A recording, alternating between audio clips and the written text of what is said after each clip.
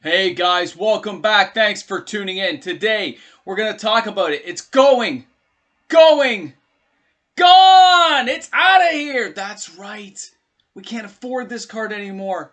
This one is hitting the ceilings, new highs. The buyout has happened. Say goodbye. It's coming up next.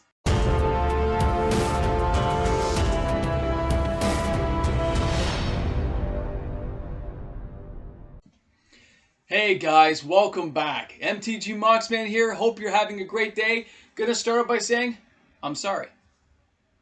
I know, I let you guys down. I'm sorry. I did not see this coming. I apologize. And if you somehow found me on YouTube, thanks a lot for taking the time to watch my video today. It's crazy to think about that Wheel of Fortune, a card that I've known since I was a kid, playing the game, used to be a $3 card. Not even. You trade for it for a couple of Benelish heroes. Has now become this massive, hugely inflated priced card. Like, I didn't see it coming. I checked my listings. It is not one of the cards I was on my watch list for because it was already kind of high priced. For those of you who know, this card's been around a very long time. It's a staple for a lot of EDH decks. A lot of decks like to have some fun with it because you discard and draw 7 new cards. It's amazing. But I didn't see it coming in the sense that it was going to jump up like this. Now, this is, just for a fact, this is a targeted buyout. There's no doubt in my mind. I did some looking. I have a way of checking some stuff, and it's definitely a targeted buyout, okay? There was a few people involved. Looks like they bought several copies each. This is a targeted buyout because there wasn't that much stock left. And why would there be? When I look back when this was a $2, $3, $4, $5 card, in 2016, I bought myself a beat-up copy for 15 bucks. I went back and looked on my eBay sales, where I went and bought something, to give me a play set of 4. I have 4 copies, which is probably why it wasn't on my list. And, even then, 15 bucks, it's 15 bucks, who cares? But since then it became 30, 40, 50. Supply and demand. Demand went up and the supply dwindled, right? It just slowly got eaten up. And no matter how you look at it, if somebody takes $20,000 and throws it at a reserve list card, it's going to move the market and that card's going to disappear. And they didn't, whoever it was didn't target, River Merfolk. They targeted a card that already had a tighter supply chain, but wasn't too far out of reach yet.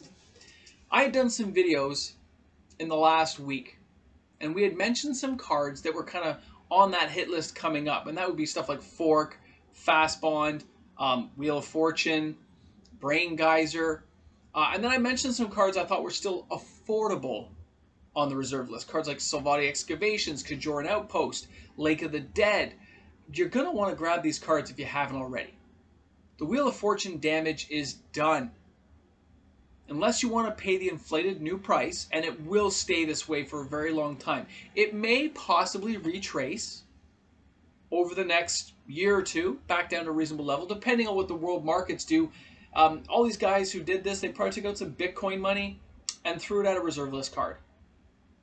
That's probably what happened. Because a lot of people were into the cryptocurrency. They've done very well recently. And they said, hey, what's a safe place? Hey, we love Magic. And they went ahead and just like slaughtered up some money. Went out and they targeted one particular card. Thanos' Coffin. Don't forget that one too, guys. It's like 150 bucks. Still affordable and beautiful art. But when you look at this from when we used to play as kids to what it is now, the player base has grown 100-fold. But it's a reserve list card. It's never gotten bigger, has it? I know Wizards doesn't like this. They don't like when cards like this become untenable for players. Like they can't get it. They can't get hold of a copy. Because it's, like I said in the thumbnail, it's gone. It's been thrown out of the ballpark for the average player to go out and afford. You're going to have to trade and save up to get one now. And that's if it doesn't continue to increase. I used to think a card like this would always be a couple $100, of course. Especially as it slowly tuned up and people found new uses for it. And new cards are created by Wizards to go along with it. But to have it jump this fast is purely a fact that it got bought out. But it probably was going to head there eventually anyway. Right? Over the next several years, it probably would have naturally gone this route. Because this is just a fast forward action. Somebody's just pressed fast forward on an old VCR to get the effect. That's all they did. but now they hold the supply, whoever they are, and they're just going to hang on to it for a while, rinse their hands of it, and they'll slowly sliver it back into the market for players to buy when the demand is there. Okay? Like it's not going to happen overnight, but they will slowly put these cards back into the market, and eventually they'll have their profit, and there'll be some very expensive cards because it doesn't retrace back down. Now the Wheel of Fortune's gone this high, and it was down here, it might go somewhere here for a while, but it's never going back down to here, and it's never going to go below because people won't lose money on it. They'd rather just hold it. Unlike stocks that can go to zero, a Magic card you can hold forever. You can put it in your little card box holder and just forget about it. Literally. And then come back to it and say, hey, I have some money here. Like the fact that I have 4 Wheel of Fortune sitting in like proxy decks and stuff, but the wheels are real, like half the cards are real, half are proxy. When I look at it and say, that's like, you're telling me $2,000 worth of cards sitting there? That's amazing to me. Now, all my copies are heavily beat up. But if a heavily beat up copy is already hundreds of dollars, you're still talking massive money. Now, when we look at eBay sales, pardon me here for a second, right? Here's some sold listings we saw come up in the last couple of days, okay? So these sales are all from the same few pages, and they all came up today when I checked it, on ending recently. This is the Canadian price, so US people just got to knock off 30% because it gets that much cheaper, of course, when you're dealing with this. And you can see 700, 1200, 500, right? We go, this is a copy that was graded a 10, I believe.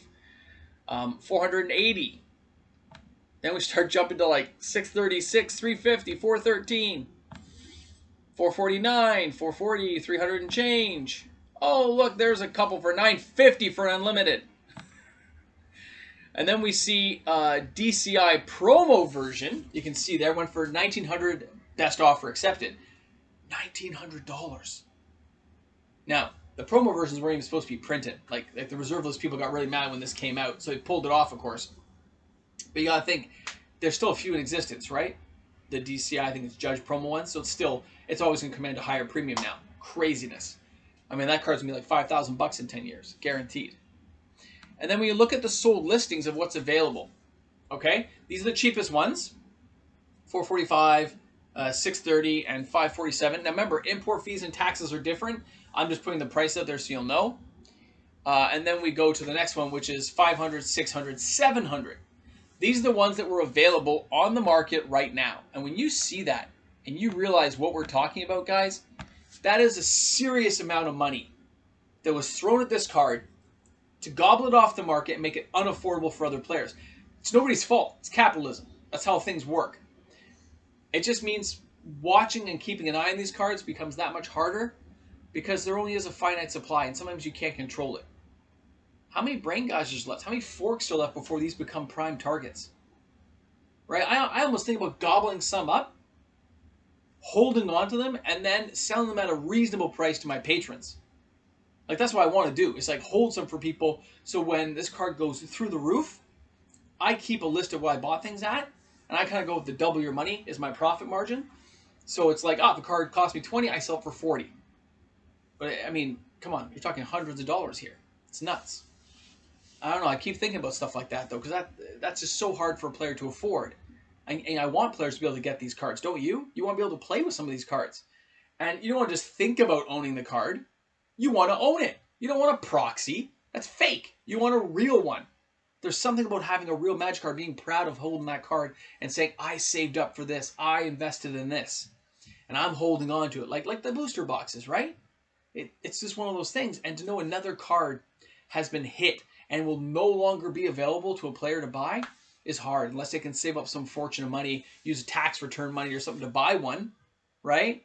Or, you know, it retraces down far enough for you maybe save up enough to trade and buy. But none of the local stores had any for sale.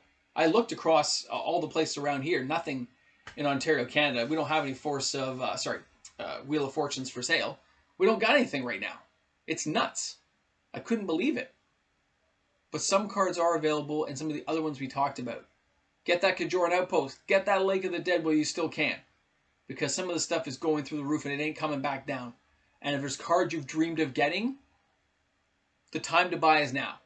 I'm not saying Wheel of Fortune buy now. I'm saying other cards. that are on your lists. If you don't have a list, make one.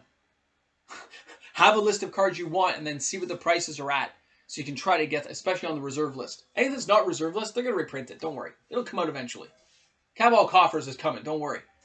But other cards you may have wanted, get them now if they're still within that range you can afford without hurting yourself. Pay your bills first. Always pay your bills first. But it's just something to keep in mind, all right? Thanks for tuning in, guys. MTG Mox, man. Leave those comments below. I'll be happy to answer back for you guys. Emails, whatever you like, all right? Have a great one today, guys. Stay safe out there. Wheel of Fortune costs a fortune. Get it? Hey guys, thanks for tuning in. MTG Moxman here. Big shout out to all my patrons who make it possible every day of the week. You are special, loving, caring people. And you know what? What else can I say? Patrons rock. All right, guys, have a great one today.